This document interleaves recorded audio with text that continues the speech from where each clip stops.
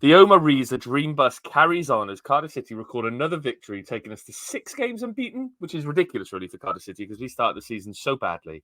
But Omer Riza's taking us to the Premier League. You can record this, you can clip it up, whatever you want. We're going up, boys. And joining me to celebrate the fact, Ben Price, Tom Phillips, Ben Price. Tell everyone about Sum 41. Oh, it was class.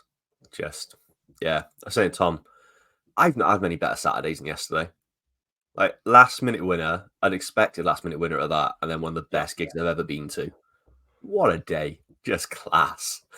Tom, can you top that with your Saturday? No, probably not. I went to watch the horse racing. Went to watch Derby Day at Flemington Racecourse in Melbourne. I had every intention of staying up for the Cardiff game at 2 a.m, but I fell asleep 20 minutes before kickoff with KFC on my chest. So make of that what you will. It's commitment to the cause is what that is. What was your KFC order? Oh, too much. I had some of it in the air fryer today, but I had one of the stacker burgers, some bonus wings, and they do potato and gravy in the same pot, which is absolutely dreamy. What potato? Like bits of potato in mashed the gravy? Mashed potato. Oh, I see. And then the KFC gravy on the top of it. Top that stuff. Sounds fantastic. Speaking of fantastic, Cardiff beat Norwich, Ben. Yesterday was probably our toughest game, one of our toughest games since Riza's been in charge. Norwich were unbeaten since September the 14th. Who did they lose to then, Ben? Leeds. No, it was Swansea. Yeah. Tom shaking his head and he knew. I didn't want to ask him that because I knew he knew. You can see they hadn't lost. Can you? Yeah. They lit up. Yeah. You're like, I've got this. I look smug. I did look smug. Ben, there were a few changes to the team yesterday. Obviously, NG was suspended. Callum Robertson had gone off against West Brom injured. In came CO for Robertson, who was an injury we didn't know about. El Ghazi took the place up front of Robinson. Reno came in at right back. Willett came in. It looked good, didn't it, as an attacking team? Yeah, it was just nice to know we had options there. And sort of, especially going forward, you look, and even like with players missing, you look at that bench, it was still a very attack-heavy bench. Mm-hmm. It's just nice to see we've got those options and a bit of depth there, probably a bit more than we thought. Midfield still might, like, there's still places you sort of think it might be a little bit weak, but overall, not a bad option. It was like nothing I'd have changed. I could see why he made all of those put the players in the places he did. Yeah, and Tom, it was also exciting to see a couple of youth players on the bench. Obviously, Bagan's been a kind of fixture of the bench up until now, but Reindorf, there was a big kind of song and dance in the week about Reindorf being promoted to the first team permanently, which is a shame for the Nathaniel MG Cup run, but I'm sure we'll cope. And Kian Ashford was back on the bench. It is exciting, isn't it? We've got a manager who is seemingly happy to now promote the youth players and give them a go. Yeah, sends the right message as well. They're not just there because we can't fill the bench. Because that was the case at one point. We saw a lot of youth on the bench just because we had nothing else. Like, they're there on merit. Like, there's a bit of a split in opinion, I'd say, in Cardiff fans about Reindorf. People saying don't get carried away. We've had better strikers in the past who weren't good enough to step up, and there's others who think he's the next best thing. And I'm probably more towards the next best thing camp. There's just something about him that when you watch him that he's just really, really exciting. So yeah, he's in that spot on the bench for sure. And I mean, look, this is Cardiff City. We have a very bad track record with strikers at the best of times. And we're seeing that with Kangura Mate this season. It might not even be the next best thing, Tom, but how much worse can he be than Kangura Mate this season? Yeah, that's the thing. I think it does say a lot, I think, when you're bringing in someone like that, when you have signed players this season like Kanga, it just hasn't worked. But again, that's the right message. If you're not playing well enough, then you should be demoted as well. Not just people being promoted for doing well. Like, they've got to swap for someone. But I'm really excited if he does get on the pitch a little bit more going forward, because he's just something different than we haven't had for a long time. That's what we've been kind of clamoring for. So I'm really excited to see him play a little bit more for us. Ben, the first half, 0-0 going into half time, but overall it wasn't a bad half, was it, from Cardiff? We started quite brightly. There was that really early chance for Willock that came from a really nice bit of play by Tanner, who got in behind the right back, and it looked like we were going to match them, didn't it? Yeah, I was really surprised. I know Norwich had a few injuries themselves. I think it was 2 squads sort of taped together at times, looking at both benches, but you look at where they are. Like before yesterday, sorry, they only lost 2 games all season. They're a really good side, so it was going to be a really tough battle, and we more than matched them, especially in that first half. I thought it was really, really even. And we probably, like you said, we created the best chance of the half. I thought Tanner was superb with what he did to get that ball across, and Willock was strength, didn't he? Yeah, and Willock was really unlucky because it's really good defending. He's going to be disappointed he didn't score, but I think he did really well to take the chance like he did. It was all really encouraging. And like, if it had finished 0-0, I'd have been buzzing. And then to go on from that was just unreal. Despite that, Tom, towards the end of the first half, there were a few scrappy moments. They had a couple of chances where our defence was a little bit all at sea. Sio had a chance to clear the ball. He didn't. There were a few scrappy kind of clearances on and off the line, which were good clearances, but it looked like we were panicking a little bit. Going into half-time, obviously against a good Norwich side with people like Borja Sainz in their ranks, did you worry then that it could end up going their way in the second half? Yeah, I think a little bit, because I've seen what we've done against Norwich last season. Like two of the, we capitulated second half at home against them, and we were one of the worst performances I've ever seen away against them. Like we've put some really stinking performances in against Norwich. So I think when we started to look a little bit rugby, when I watched it back, it only felt like it was going one way, but we came out second half and we steadied the ship. I think halftime probably came at the right time for us, to be honest. Yeah. If we carried on first half, I think they were starting to get a bit more of a grasp. So I think the timing was pretty decent for us. Ben, obviously, second half, 7 minutes in, what we kind of probably expected to happen happened, in the sense that Sainz got his goal. Let's talk through the goal. Obviously, there's a bit of an error from Turnbull. He plays a clip pass into the middle of the park. Cole perhaps isn't strong enough. He probably doesn't get his body in the way, and the ball kind of is taken by the Norwich player. But it didn't look like there was an opportunity really there for Sainz to get that goal off. It was there, but he dug a shot out, and it was... that's probably one of the best goals you'll see at the CCS this season. Yeah. I'd be amazed if that's not in like the Norwich City goal of the season. Well, I'd say that. It might not even be his goal of the season. He's got a few. Yeah. He's... Like, we're chatting before we started recording. His stats are phenomenal. Like, he's doing better than a goal contribution per game.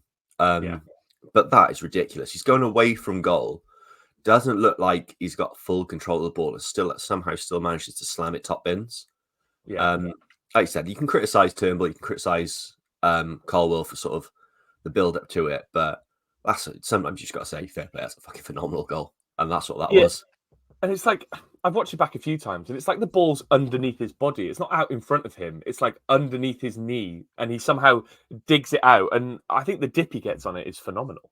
That's naughty, isn't it? It is just one of those naughty goals that you just, It's just sometimes players will score goals, and you just got to say, quite right egg, because that is just ridiculous. You're right. It is like, the more you think about it, the more it is properly under him. Yeah. And normally, if you're hitting a shot like that, it's going out for a corner. Yeah.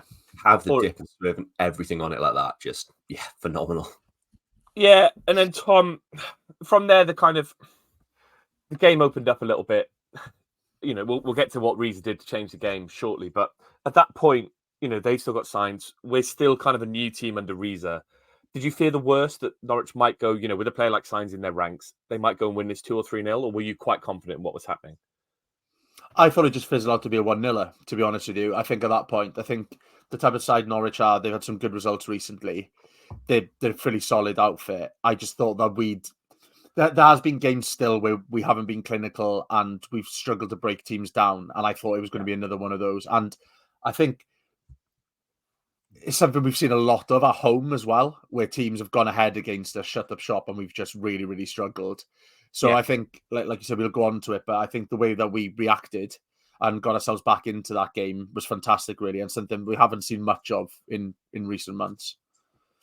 Ben, we've been critical of Omer Riza in the past for his substitutes, and I say critical. It was mainly the Bristol City game where we saw his subs that changed the game for the worst. He went a bit too defensive, but he seemed to have learnt from that yesterday. And obviously, we're 1-0 down, we're chasing the game, but the subs he made yesterday genuinely impacted the game, didn't they? Obviously, Robinson came on, had a big hand in both goals. Ashford came on, opened up the space on the wings a little bit more. But you also left the players on the pitch that you wanted to be there when you're chasing the game. Tanner played the full 90. Colwell played the full 90. O'Dowda was excellent from left back and played the full 90. It's refreshing, isn't it, to see a manager who's learnt from a mistake, the Bristol game, and is now literally applying them as he's learning on the job. Yeah, look, I think we were really critical. I was, especially after the Bristol City. Yeah, I mean, me too. That he sort of got it completely wrong. But what impressed me with this was he didn't just sort of have a pre-planned thing of like, right, if we go one behind, we can do this. He saw that Norwich had 5 centre-backs on the pitch at that point. Like, they brought Hanley on, who was dog shit. Hanley is one of the worst footballers I've ever seen, and his head is too large for his body. He looks like a power pod, doesn't he? Yeah. Yeah. But yeah, it's not just sort of having those pre-planned subs and sort of this is what we can do if we go one down. He read the game, knew what was going, and worked at like between them all, they worked out a way to sort of get the best out of it by going 3 at the back. Mm-hmm. And you could see some people, like there was on Twitter, there was a couple of people moaning that he was bringing on a centre back when we're 1 down. But what he was doing was shifting to 3 at the back to make us a lot more defensive. And that's a really clever substitution and really important. And that's sort of where it came on and won us the game. I think he absolutely nailed it with his subs. Again, another huge tick in the box for him to say, well, there's no reason for me not to have this job now. Yeah, he absolutely nailed it. And the whole like coaching setup, that played a huge role in us getting that win. Well, Darland obviously came on to push Rinomhota into the midfield, right? And I thought Rinomhota had an excellent game at right back, but all of a sudden you bring him into midfield, you've got someone who's a lot more mobile. You've got Darland at the back who was getting forward as well. He was getting beyond the halfway line quite a lot, who is, I mean, Darland arguably could be starting in this team. It's just he's unfortunate that he's come back from injury when Chambers and Gutes have formed quite a really fantastic partnership. Despite that, Tom, there were chances for both teams to win the game. Obviously, Shane Duffy almost scored for us. Would have been his 3rd goal for us in as many games, even though he doesn't ever play for us. And Alnwick the saves were comfortable, but he kept us in the game, didn't he, with a couple of saves? And it just goes to show how solid Alnwick is. Struggling with injury, there was talk in the first half that he might have had to come off. Horvath was warming up, but he stuck out the whole game. And there were times in the second half where his solidity at the back kept us in it, didn't it? Yeah, he's been a bit of a game changer for us. I saw one of those like graphs the other day where they plot all the keepers about the types of saves they make and stuff like that. And you can see Horvath is right down the bottom corner in the not keeping stuff out that he should have. Yeah. And like Alnwick is in the like dependable category. And it's felt like that. Like it's just it's those a lot of saves that you feel like he should make, he does make as well. So not often really, really spectacular, but they're the ones that Horvath was tending to miss. Like ones that you think, could he have done better? We're not asking that of Alnwick because they don't happen as much. And you can see the confidence of the defenders having him behind them as well. It gives them a little bit more freedom to do stuff as well because they know they've got someone dependable behind him. So it just feels like lots of little things have kind of clicked in the last few weeks. People finding their form, coming back into it, and he's one of them. Underrated shithouse as well, isn't he? I was going to get to like his Instagram post the other day against Plymouth, pleasure to watch. Thought that was top tier. Funny. And then what was who was it when there was like the foul and then they were complaining about time wasting, and they were I can't remember who it was. He was just like he was offering him the ball, saying, "Do you want it? Do you want it?" It was and just. Really wanted he wouldn't give the ball up and give it to them so we could take the kick. So Alnwick followed him probably 40 yards and went, "Here's the ball if you want it, mate." Yeah, and then it really rattled Sainz. Excuse me. I'll talk more about. I put some stuff in about Sainz towards the end because he had some funny moments, despite not winning the game. But let's talk about the winner, the equaliser, then the winner. Then Callum Robertson's goal or Shane Duffy's goal. Depending on how you're looking at it. It was basically made by O'Dowda, wasn't it? Obviously, he got down the wing. He kind of got to the edge of the box, found Robinson.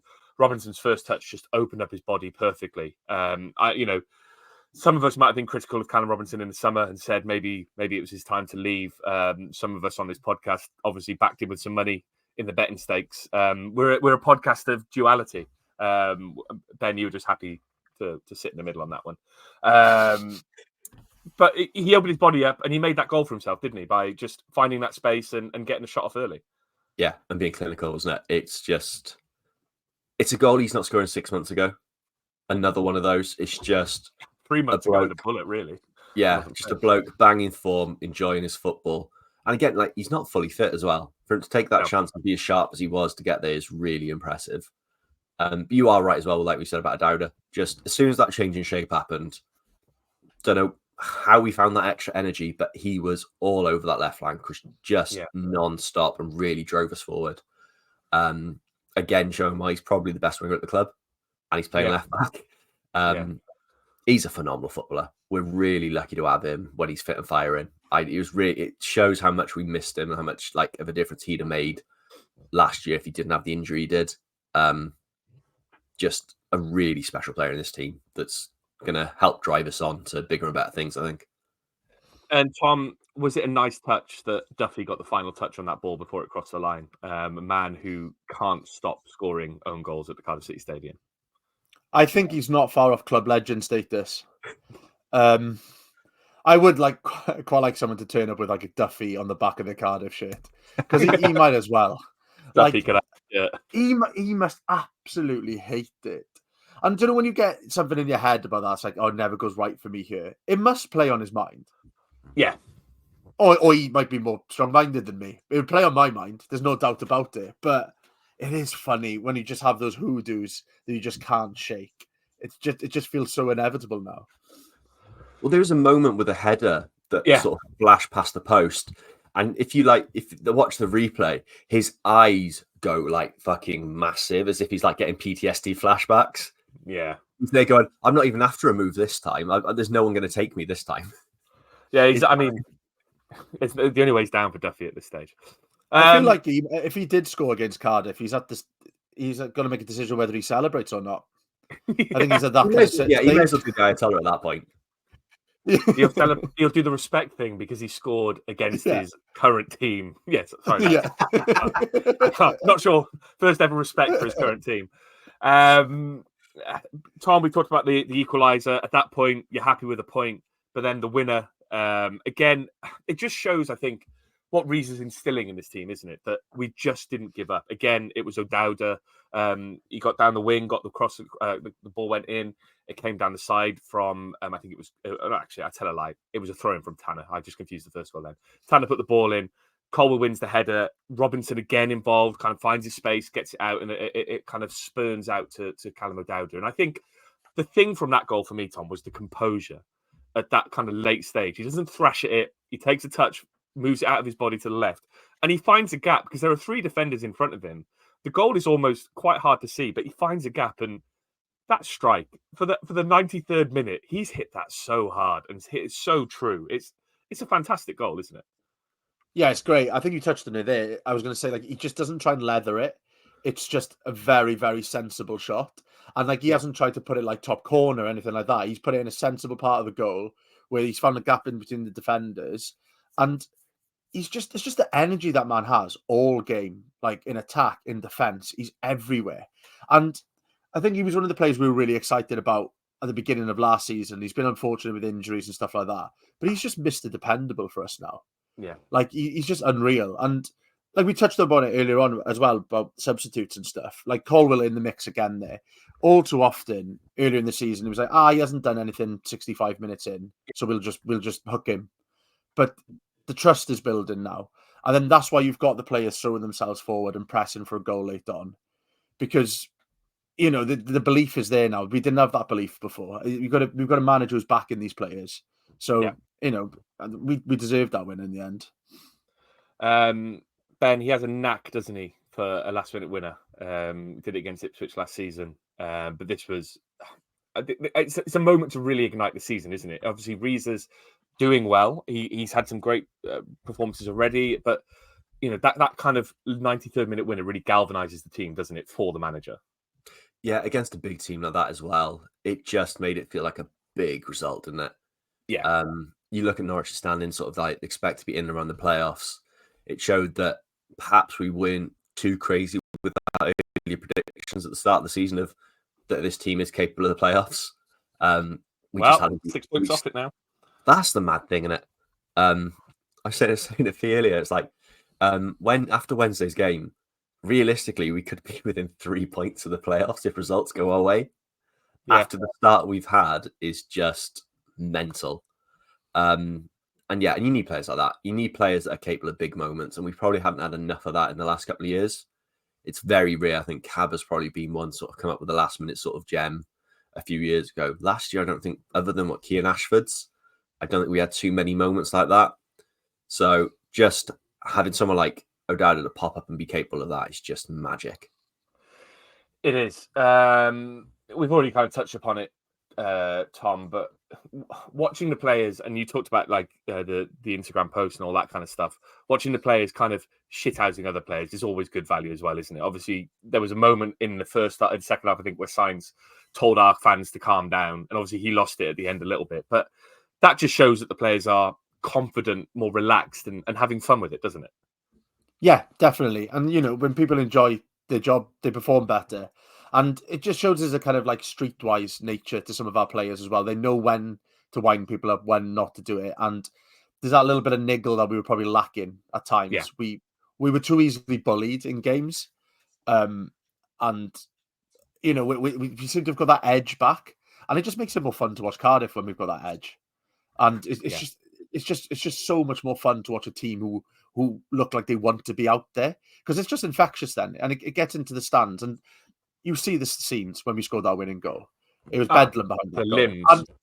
And there'll be another 1,000 on the gate next time then, and it starts to build, and momentum comes with it, and the feel good factor goes through the club then. So there's nothing better than a last minute winner to kind of galvanize a team, and I'm really glad there's another game coming in quick succession after it, because there's momentum with us at the moment. I'm so glad there's no international break for another couple of weeks.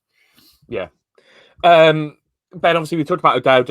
FOTMob had him as the man of the match with an 8.9 rating, which is pretty good. But I wanted to call out some of the other players that I was impressed with yesterday. I think, Rinomhota, when we signed him, and a lot of people are excited about him, he's not quite worked out for him here, but he put in a stellar performance at right back, moved into the midfield later on. I don't think he did much wrong. There were a few moments where you think you could see he's not a right back, but he recovered well. He put tackles in well. He had some really crucial tackles in the box as well.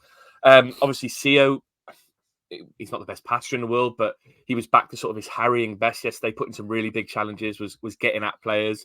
Gutas, who I think at the start of the season, some of us had written off, some of us had thought he's going to be replaced now because Darland and Chambers come in, but he's probably been our best defender in recent weeks, hasn't he? Yeah, I think I'll start with Reno. He said there's a couple of times you could tell he's a centre midfielder playing at right back, but the way he sort of got his body in front of players coming down the wing, just because he knows he's not going to win the foot race, he has to be really smart with it. It shows that there's a really clever footballer in there. Did really well, because it's not an easy thing to do, step in and change position like that, especially when you've got a player of that quality up against as well. You've got one that, probably the most informed winger in the league going up against him. Did really well. And yeah, I think spot on with Sio. Wasn't spectacular, wasn't like a 10 out of 10 performance, but I think that's as good as you're going to get from him. Sort of did really well with what he needed to do. It was just an all-round good team performance, wasn't it? I think it was just one of those solid sort of things. I think the only one probably be frustrated is Colwell, and you can't expect him to be magic every game. He got marked out of the game for the most part. They could double up on him. Yeah, so then you need other players to step up and make a difference, and then you also need a bit of leadership there, and that's what Guta did. I also think with Colwell playing yesterday, it was a system where there was no seemingly appointed striker. Obviously, El Ghazi was coming up wide. I thought El Ghazi was good. I don't think anyone played badly, if I'm being honest. I thought everyone put in a good performance. Then El Ghazi and Willett kind of switching and swapping. It wasn't really sure if Colwell was meant to be running through the middle, but I think Colwell thrives when there's somebody else making those runs, because Colwell can find the space and draw people to him, and then make space for other people. But when you haven't got an appointed striker, where's the outlet ball? And I think that's what Colwell struggled with. I think also, like you said, they doubled up, and that just stopped the nice little flicks and stuff that he's good at. He's very good at getting off, especially his link up with Tanner. I think that frustrated him a little bit at times, but you're going to have games like that. It's important for him to probably have those games. If it's too easy, he becomes a bit sort of, if there's a chance he become a bit sort of blasé about everything and not put the effort in that he needs to. So long term, I've got no qualms with that. I just thought it was really nice. I thought Willock was really good as well. I thought Willock was really good.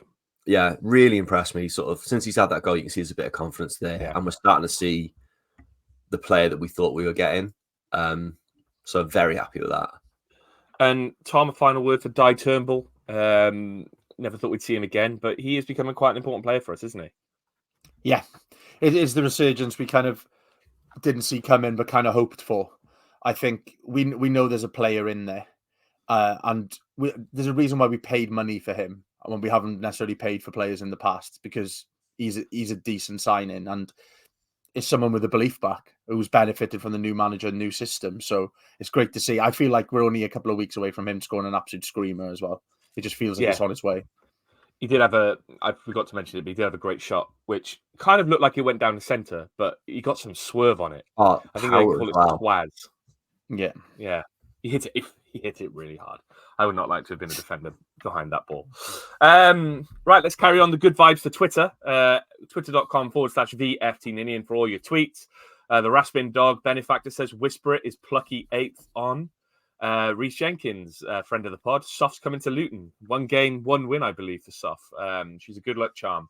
Mark Carter, a really impressive win, especially considering how we usually end games. We've been in superb form, but usually the criticism is we make our subs and our game tails off. This one was the opposite. Robinson came on and the momentum shifted with his equaliser. Riza has earned his chance. Benefactor again, absolute stonker of a win, went toe-to-toe with a good Norwich side and came out on top. Turnbull superb, O'Dowd man of the match and absolutely magnificent, deserving of his goal. I am bloody buzzing. Omer Riza shagging bloody Bluebirds. Ben, this is what we've missed, isn't it? Like, we're a couple of tweets in and there's a lot more coming, but like the feel-good factor is coming back, isn't it? Just the buzz, isn't it? People enjoying football again, which is just all we want. We've been brilliant to watch under Riza. Like, the change has been massive. So we've all been crying out for. It feels like, on the pitch at least, it feels like old school Cardiff City again. Yeah. It's a bit chaotic, but it's very attacking and very fun to watch. And that's all I want from football. I'm not looking for 6 million passes. I'm not looking to have 96% possession. I just want fun, fast attacking, flowing football with good footballers that are putting all the effort in. And that's exactly what the players are giving us now. And we've been lacking for a couple of years. So all for it. And you can see in response from people there. Yeah. And on the gates will start picking up now. It'll start being, it's a momentum thing. And suddenly the CCS will start being a bit more of a fortress again, which is what we need. Gareth Dunning says 4 wins on the bounce and players who are comfortable on the ball, but the key ingredient is what we always ask for. Do they want it? The last 25 minutes answer that question. Onwards. Las Vegas correspondent Di Richards showed grit and quality against a top 8 side. In times gone, the forward players would have been taken off. Riza has stuck with them and it paid off. O'Dowd and Reno were excellent. Theo was solid and did his job. Excited to see Ashford come on and look strong too. Roll on Wednesday. Rob Jones, this one's for you, Tom. Another sexual win. Fantastic stuff. Can't wait for the pre-playoff pod. Big question is, would Tom Phillips be coming back for a Wembley trip? Not thinking ahead too much, am I? Is he thinking ahead, Tom? Are you looking at flights? Yes. I would 100% come back. There's no doubt whatsoever. And I may have looked, possibly. What price are you looking at? The best one at the moment is with Air India via Delhi. Solid rating of 2 out of 10 on one airline website I saw. But, you know, just I'll happily... By hook or by crook? I'll risk my life for a playoff game if we get there. No doubt about it. God, a pre-playoff pod, we'd have to do that live as well. Maybe hire out a pub. Gareth Entercott, karma. When the casual commentators in the Canton end spending the whole game loudly criticising Colwell, example, I don't care if you're the fans' favourite, you're rubbish, get injured in the limbs. Frisbee says, need I say more? And he's got the Rizzler packet that says Omer Riza quality football. Tom Lang from our favourite Lang household. Norwich, best team we've played, and great to see how we kept in the game against, even if we weren't looking like we had done in recent weeks. Riza has done more than enough to get the job now, but if he gets it on a permanent, can we ban him from the club shop? The clobber is awful. C. Diff Blue, happiest I've been in years with the way we're currently playing. So much heart and fight. I've said it 3 times today, but I'll say it again. I've never seen us so resilient. James Webber, O'Dowd was man of the match even before his assistant winner. Why does the opposition give him so much space to run into? HLDJ, great win. Can't wait to see Davis in the system. Will be perfect for that left side to be able to take some of the burden off Robinson. Ben, you know, I think Davis was out for 3 to 4 months. We're coming back to the time now where he should be looking back at getting into training. There was footage from training. One. There was a report this week that said he's had a bit of a setback. He's a few weeks behind. Well, we're still getting closer, though, because if it was 3 to 4 months, a few more weeks is still only a few more weeks away. Kiana Tete was back in training by the looks of it this week. Either that or the continuity of social media's video was out of sync. You know, if we're in and around the mid-table going into the next couple of months when players are going to start returning from injury. There's still people like Aaron Ramsey to come back, although, say it quietly, I don't know where he fits in the system at the moment. You can't really remove Colwell for him. Isaac Davis, you got Atete potentially coming back in. You got Rolls to come back in as well. Things all of a sudden could be looking up, couldn't they, going into a crucial kind of Christmas period? Yeah, and that's when you're going to need bodies. We've struggled for years over that period purely because we just don't have the squad depth. And suddenly, especially going forward, you're looking at that and there's options. I think Robinson has got his issues with his Achilles that are flaring up at the moment. Him coming out and having a couple of games rest and bringing someone like Isaac Davis, if he can get to speed quickly, is huge. Because Isaac Davis, he's just a terror. You see him play. Like, you see the goals he scored for Cortig last year. Just doesn't stop running, but so much energy. And there's bound to be more link-ups there between him and like Colwell and Tanner and stuff. They can be on a very similar wavelength because they seem like quite good mates off the pitch. Yeah. So him coming in would be a huge plus. And I'd quite like to see what Atete does in this system as well. Yeah, he's not the classic target man, but I think like it seems like a style of football that if he gets the ball to his feet and sort of does, because he works hard, you can't fault him for that. It's not like he shirks responsibility. It's just he's not a bloke you want to lump the ball up to and hope he holds on to it. I think no, and he's quite good at coming deep and spreading the ball wide and then trying to get into the box himself. And I think that's how it could work in the system if you've got a Willock Ghazi, if you've got Willock O'Dowda, whoever it might be on the wings. Yeah, I really fancy him to do all right if he comes in. Yeah, it's just, again, it's nice to have options, isn't it, that aren't Wilfred Kanga. It looks like he's had his teeth done as well, Atete. They were very white in that photo. Terry Hansen, that would never have happened under Bullet. He would have started with that team. He would have hooked Ollie and Rubin and we'd have lost 2-0 trying to hump it up to Kanga. City need to do nothing except let it play out. No need to put the label on manager of Riza, in my opinion. Jake, Riza's lifted every single player, despite not playing brilliant today. I always felt like we get the result. Vincent, sign him up. Yayan Hood, Callum O'Dowda is taking a job as club vibesman after that. It was a short-lived tenure. I did my best. Great win, backs against the wall, never say die. Worldy from Sains in fairness, which made the winner all the more sweeter. Call him Omer Riza from now on because we're smoking. That's brilliant. Simon Keane, great finish against the Norwich side. But for you, was it cheese and onion or salt and vinegar? Tom, cheese and onion or salt and vinegar? Well, that performance. Yeah. Salt and vinegar, you know, it did a little punch at the end, that flash of flavour. So I'll go salt and vinegar, yeah. Ben? Salt and vinegar because it's nice. Yeah. Don't do cheese and onion crisps. You don't like cheese and onion crisps? Yeah, cheese and onion crisps are class. To be fair, I haven't really met a bag of crisps I don't like. So, yeah, they're all very edible. Sloper Road Blues, cans and some more cans. Is that good enough? I need more cans. Morgan Barrell, massive win. Think the game highlighted the importance of defending when needed and taking your chances when they come. Perfect setup and subs from Riza too. He's got most things spot on and has to be appointed now. Forever Blue 86. Just great to have my club back. That's all I needed to say. Amar Ohid, I think Riza has done enough to get the job. What a win, though. Takes the pressure off the Luton game. We can go then have a right go at them. John T.M. Williams, Riza is the geezer. ONG CCFC, hope Riza signs, S-A-I-N-Z. Like Borgia signs, get it? The contract today. Andrew Cullen, unbelievable win. Callum Bowen, what an unreal ending. Absolutely buzzing. Leon Millard, it's all down to that denim jacket. Spot on, Leon. I'm going to be wearing that on Wednesday. Matthew Hawkins, who's booking the open top bus? Scholar Ho Michael says absolutely stonking comeback. O'Dowda deservedly getting the winner to add to a great display. 6 points off a playoff pace. Keep the faith. Ellis Hearn, first time the interim manager has come in and we actually see him a different side. Callum Robinson went from wanting him to leave, can't do much without him, an insane turnaround. Mark CCFC Ives has just sent 2 dancing men emoji. And the final question, Ben, are you a Taskmaster fan? Love Taskmaster. This one's for you then, and Tom, I'll come to you second. Perry's fan account. If you could have 5 current or ex-Cardiff City players or managers on a Cardiff City Taskmaster lineup, who would you have? And Die Hunt is not allowed as an answer. It's a good question, that. Oh, we got John Parkin. I think it's an obvious one. Okay. Wasn't obvious to me. Well, I think you've got people that are funny in you. Taskmaster. Yeah. Parkin was funny. Wits, just dry. I think it'd be dry and practical. Would be good. Almec, stick Anik in there now. Just seems to be on that vibe.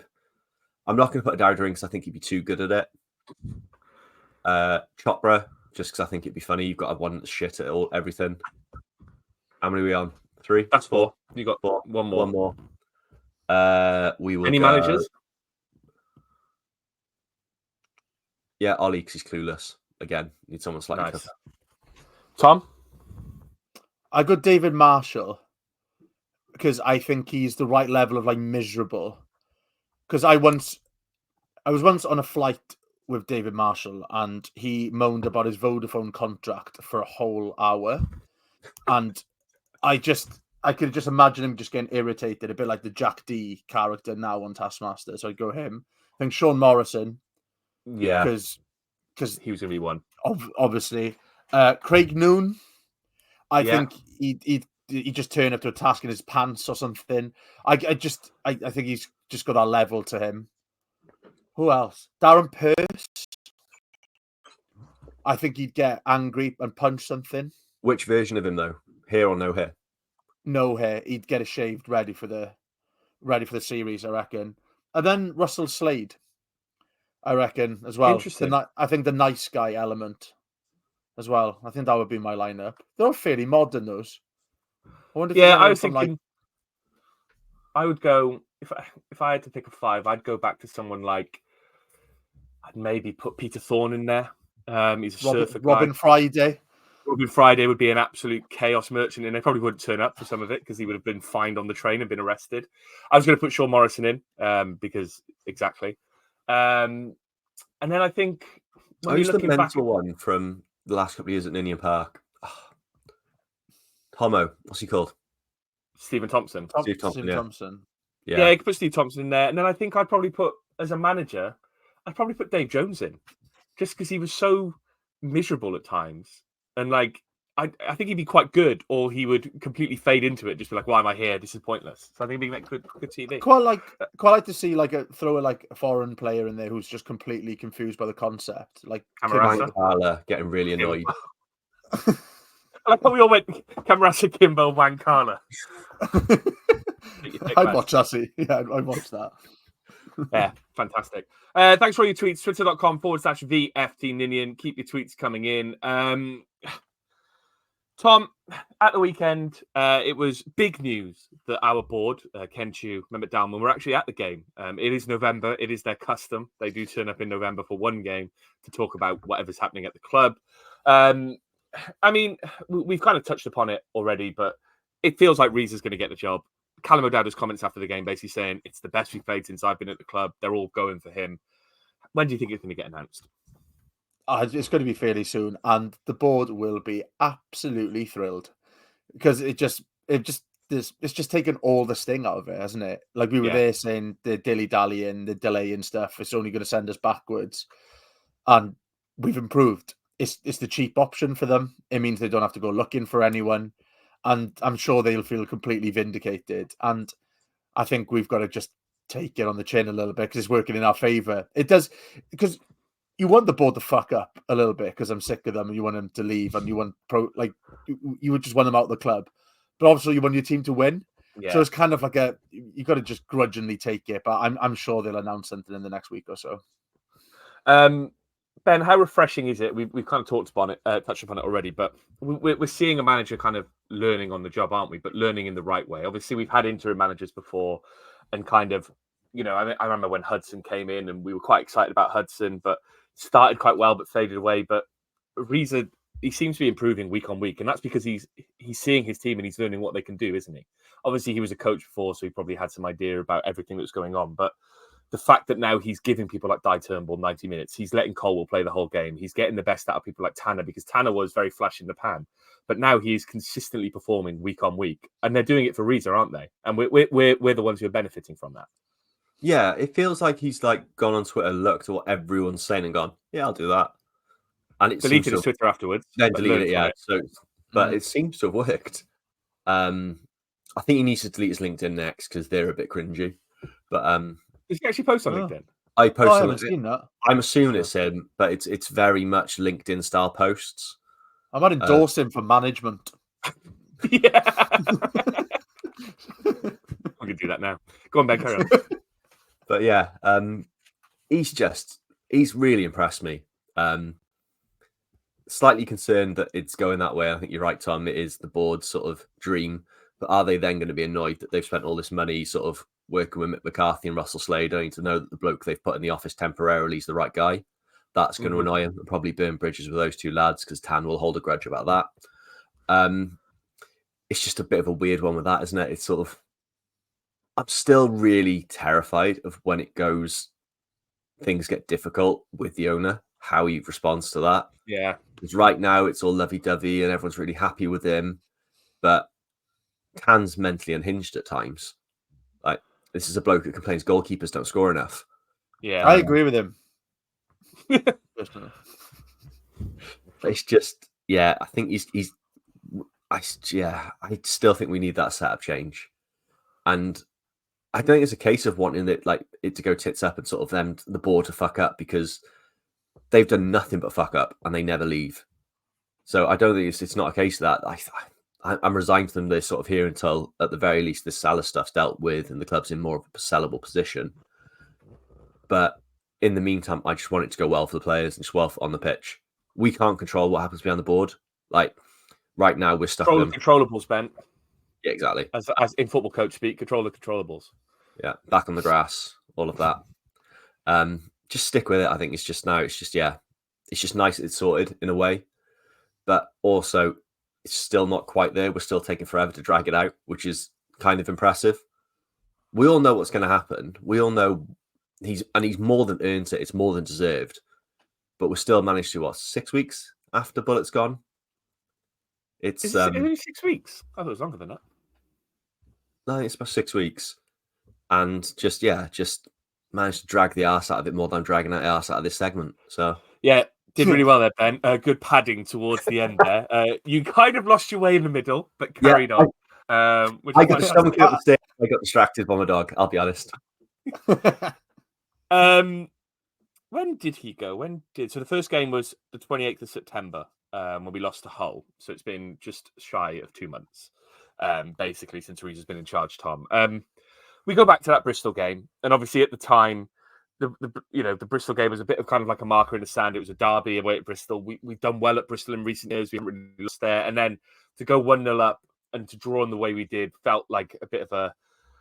It was demoralising at the time, but when you look back at it now, was that an important lesson? Because it's clear that we touched upon it at the start, but it's clear that he's taken the lessons from that game where he tried to shut up shop and control the game too early with 25 minutes to go. He's taken the lessons from that. And now we're seeing a manager who's happy to take the chains off and let the players play how they should play. Yeah, I think between that and the Hull result, I think he's tried different things and he's changed it up. I think if he was just repeating the same mistakes over and over again, I'd be worried. But I know it'd be interesting to see if he does get the job permanently, if he's as brave with his decision making. Because at the moment he's still in that kind of almost interview stage where he can try these things because he wants the job. So, but I've just been impressed, by what he's done, and he's tried something different in every game. He's changed the lineups depending on who we're playing, and it's working. So, I think with people like Hudson, he didn't really learn from his mistakes. He was just hoping things would improve, and I think that's the difference between Riza and Hudson, for example. So, I got nothing but compliments after, like you said, we were all pretty down on it after the Bristol game. It's the most critical I've probably been about managers' decisions for a long, long time, to be honest with you. But I think we were just a bit down in the dumps, and he's come back from that. Plenty of other managers would have wilted afterwards, but yeah, he's really turned it around. Do you think then that was the reason he deleted social media? Because we posted that's the reason why I posted. That's the reason why Omer Riza wouldn't get the job. Do you think it was my fault? I've been soul searching about this, boys. I need someone to reassure me. I think this will eat away at you. If you found out it was you, I don't think there'd be a pod for at least 4 weeks. I think it went. To be fair, I'm going to leave you suffer. Cheers, Ben. Appreciate that. Yeah, no, when he said he deleted it and he's like, he didn't need that white noise, I was like, oh God, we're part of the white noise, aren't we? And I was very critical, but I was in the ground and I was annoyed. Wasn't it the whole game? We deleted it though. No, it's a Bristol game. It was when they scored, I tweeted, and that's why he won't ever become the Cardiff manager. No, I thought he deleted it after the whole game, not the Bristol game. Oh, if he did, then I'm in the clear. You're in the clear. Yeah, I can carry on criticising him. Not that I want to do that. I think he's great. I also think, Ben, we go back to Bullet, right? And I think there's going to be a lot of revisionism between now and the end of the season about Errol Bullock because it was just so bad at the start of the season, and there was clearly nothing going on to change it. And you just wonder, really, I'd love to know what was going on behind the scenes because there was clearly something. I don't think Bullock was that bad, but when you look now at the way that people like Callum Robinson are playing and the way that other players are responding and the way what Callum O'Dowd said yesterday in terms of the style and how much better it is, and you can see the enjoyment in them. That's more important than anything, isn't it? Because we talked about it with those Twitter comments. It's just like the Cardiff City we used to know. The players that don't give up, they're playing with a smile on their faces. They seem to be having fun. And that's more important than anything, isn't it? Because, we've been doing this podcast when there's been really bad times under Morrison, under that Lamucci season, under Bullet at the start of this season. But we're happy to do this podcast now. It's not a chore anymore, is it? Yeah. It's just nice to come on here and talk about something positive. Yeah. And if we're feeling that, you can guarantee the players are feeling that hell of a lot more. Like, you speak to most players, they're the most competitive people you've ever met. Yeah, like in every little thing. Yeah, and they despise nothing more than losing. And they're going to be at the happiest when you can see now, like, a few wins and the confidence is there and just the buzz and, like, the vibes from everyone is just so different. And everyone is happier when they're, like, does better when they're happy at work. You've got to enjoy your job. You've got to enjoy the environment you're in. And I can't imagine anything about that environment under Bullet towards the end was nice. It just seems so toxic and just rough. And like you said, I'd love to know what's going on because something went on there without going to sort of tinfoil hat. It's just a bit, the change is too drastic now for it not to have been something really. There was something fundamentally wrong, wasn't there? Yeah. Like the frogs were turning gay. What? No? Was that too conspiracy theory? It's Alex Jones on InfoWars. Isn't that too conspiracy theory? No. He said tinfoil. Without context, that is madness. To be honest, I'm trying to think of the most conspiracy theory related thing that would lose you guys, and that was it. Even with context, that is mad. Yeah. I'm not much of a conspiracy theory thing. I leave that to my dad on Facebook. Good. What's he posting? Fucking mental stuff. Absolutely like mental. Frog turning gay. Yeah, apparently the budget's so we all end up eating bugs. Yeah, he's gone off the rails. It's fucking mad. Wow, fantastic. What's his name on Facebook so you can all have a look? No, I'm not. I was going to say something before I lost you all my conspiracy theories there, Tom. You knew that off the top of your head as well, which makes me think, like, underneath that desk, there's a tinfoil hat under that desk in there. Listen, I love InfoWars. It's the worst thing on the internet. Well, there's a lot of bad things on the internet. Partridge very quick. Yeah. What? Well, it's Norwich, isn't it? So I got to celebrate Norwich. I had a point, Tom, that I was going to say. Can you kind of try and guess what I was trying to get from you? You know me quite well. I'm trying to think. No, I must admit, for the last 10 minutes, I've drifted off down an Omer Riza LinkedIn thing in my head, and I've just got visions of like Callum O'Dowd endorsing him for substitutions, and I'm like, I'm just gonna like keep an eye on it. Like, we know if he's not getting the job if it goes to like open to work, and it's just probably drifted off. I just find it mad that like managers are on LinkedIn. Yeah. But yeah, sorry, no, I have no idea what you were going to say. Well, I'm on Omer Riza's profile now. It says pro licensed coach in football, and it says other similar profiles. The first one it's given me is Steve McLaren. So Steve McLaren's on LinkedIn. I hope he says he speaks Dutch. Michael Beale, of course, he was famously on LinkedIn because it's the most Michael Beale thing possible. Steve McLaren, yeah, he's definitely there, posting nice photos of his wins. Anyway, Ilkay Gundogan's apparently on LinkedIn, and he pays for LinkedIn Premium. Why does he pay for Premium? That's interesting. I'm hoping other people find this interesting because I am really invested in football LinkedIn. I'm not going to sleep. Like, I'm going to go down such a rabbit hole now.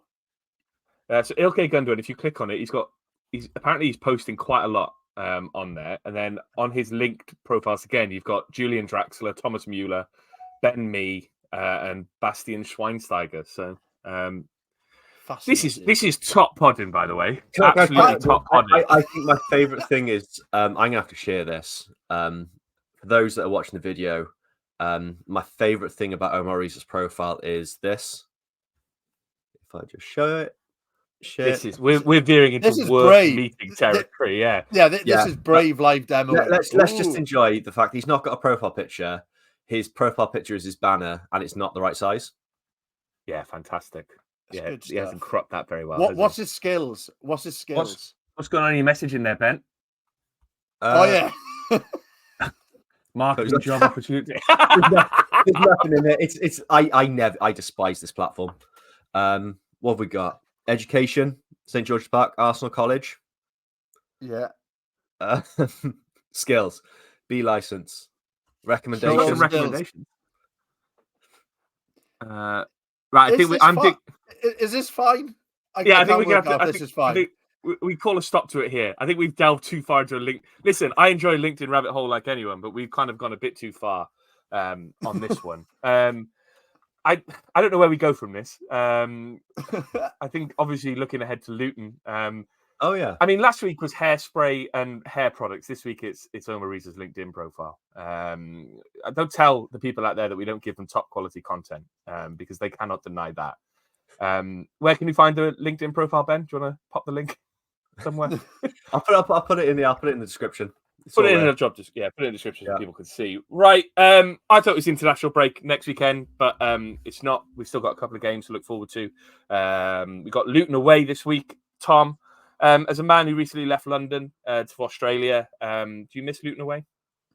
Yeah, these are the weeks I find tough. It's mad that I've moved to Australia and said, "Oh, what are you finding tough?" I can't go to Luton on a Wednesday. Yeah. It's really hard to explain to people who have no interest in football whatsoever. But like, it's just the momentum we're building now going into this game. It's an exciting one to go to, and it like you said, we were living in London, so it's such an easy one. It's like 30 minutes on the train, but it's a big game. You know, they've had a pretty poor run. They've half decent result now against West Brom, but we are only 3 points above the relegation zone still. So Yeah, I know we were saying like it kind of takes the pressure off, but I know we say this every single year, but the championship is tight this year. Like outside the top few clubs, it's really closing up. Yeah. And like you could find yourself like if we hadn't gone on that run under Riza, we'd be in really big trouble at the moment. So we've got to be careful that we don't slip back into it. I know it's great to have the positivity. We look through the Twitter comments. Not one person was on about looking over our shoulder. We're saying everyone's saying 6 points off playoffs, 6 points off playoffs, and that's a great place to be. But this feels like an opportunity to get a result in a place that could be quite difficult to get a result. I think later, if we were playing them later in the season away from home, I think it'd be tougher than it would be now. So I'm quite glad of the timing of this one. There's 3 points between 18th and 9th.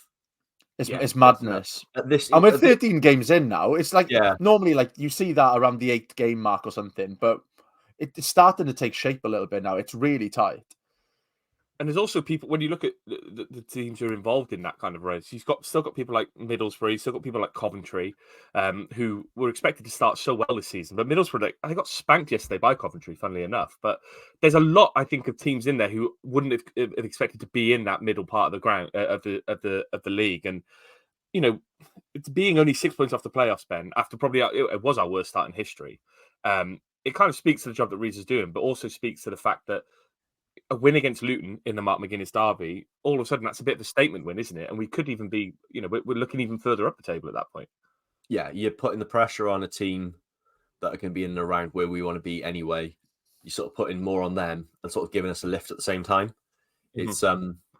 It's a huge game as far as that goes. Sort of, it's probably not season defining or anything like that, but it goes a long way in helping build momentum. Just remaining unbeaten there is just huge at this stage. If you can go into that international break without a loss, doing the whole run unbeaten, the confidence and the goodwill that builds is massive for everyone. Tom, would you expect NG to come back in? Are you expecting Robinson to come back in, or are you expecting him to kind of keep the same team that started this weekend? No, I think we'll see changes going into this one. I think it's come in quick succession. We've got the depth there, so let's use it. There was part of me when I looked at the team against Norwich, I was a little bit nervous. There's some names I'd love to see back in the team, like NG and Robinson being two of them. So yeah, I expect changes. But we got changes now. We still got a strong start in 11, so it doesn't worry me. And then beyond Luton's Wednesday, Blackburn is next Saturday, 12:30 kickoff. Back at the CCS. Blackburn started the season quite well. I think they were unbeaten in a number of games, but it kind of wobbled a little bit recently. 2 games on the bounce they've lost.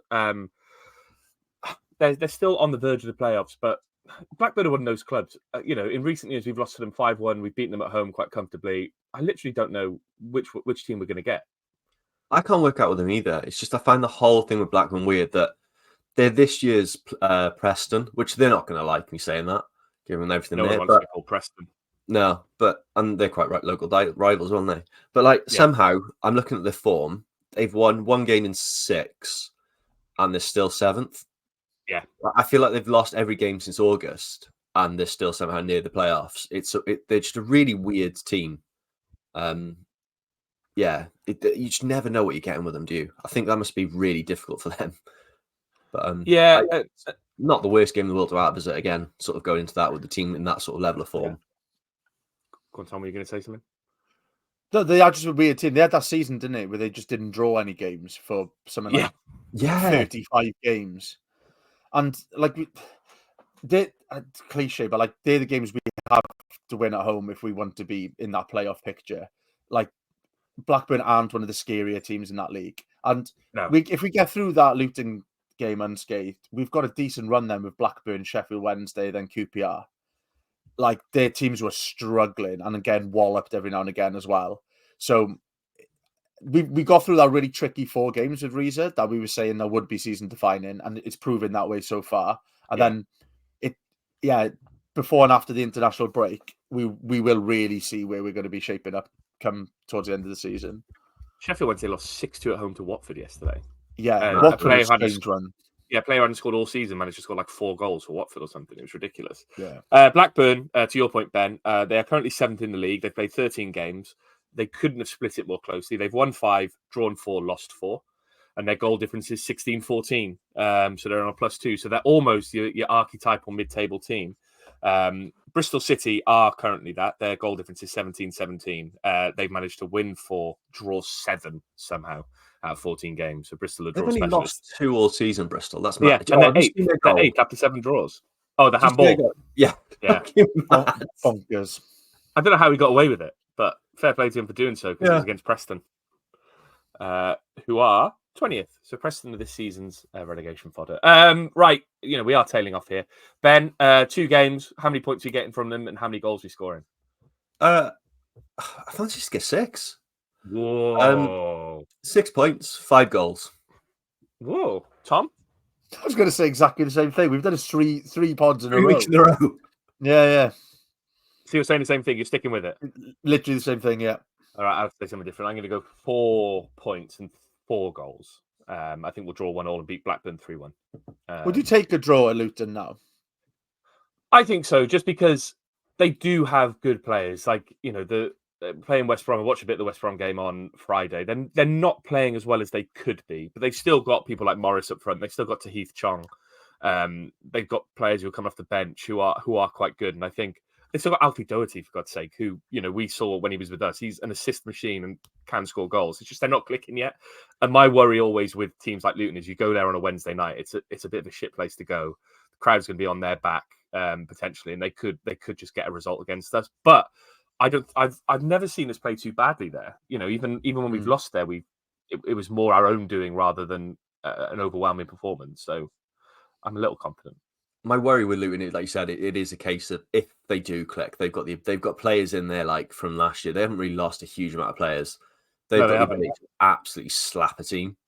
Yeah, I think it's going to be a when with them, isn't it, rather than an if? Yeah, I just hope it's not this week. It feels like they turned a corner second half against West Brom, and I'm hoping this kind of bad run carries on this week. But I wouldn't take a draw now. They've got a tough run of games after us. They've got Middlesbrough, who are due to turn a corner at any point. Hull at home, then Leeds and Norwich.